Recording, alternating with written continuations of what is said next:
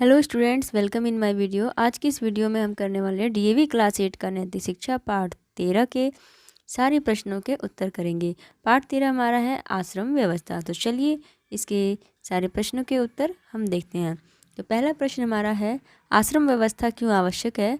आश्रम व्यवस्था समाज की उन्नति एवं सुव्यवस्था के लिए आवश्यक है।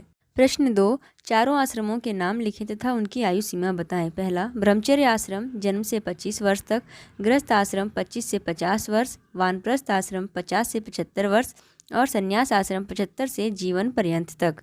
अगला प्रश्न 3 है, ब्रह्मचारी आश्रम क्यों महत्वपूर्ण है? उत्तर, ब्रह्मचर्य आश्रम जीवन रूपी भवन की नींव के समान है। यह समय ज्ञान प्राप्ति और जीवन की तैयारी के लिए है। इस काल में विद्यार्थी जो भी सीखता है वह जीवन भर उसके काम आता है, इसलिए यह आश्रम बहुत ही महत्वपूर्ण है। ऋषि मुनियों के अनुसार विद्यार्थी का जीवन बहुत ही सादा, संयमी एवं अनुशासित होना चाहिए। इस काल में विद्यार्थी को विद्या प्राप्त करने के लिए कठोर परिश्रम करना चाहिए।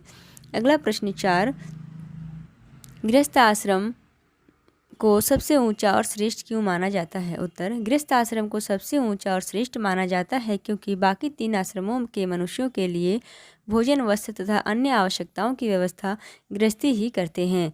प्रश्न 5, एक वानप्रस्थी के क्या कर्तव्य हैं? एक वानप्रस्थी के निम्नलिखित कर्तव्य हैं: धार्मिक पुस्तकों का अध्ययन करना, सत्संग करना, विद्यार्थियों को पढ़ाना, यज्ञ करना, ईश्वर की उपासना करना और योगाभ्यास करना। अगला प्रश्न 6, संन्यास आश्रम का क्या महत्व है? संन्यास आश्रम बहुत ही महत्वपूर्ण है क्योंकि इस आश्रम की सहायता के बिना विद्या और धर्म की वृद्धि कभी नहीं हो सकती।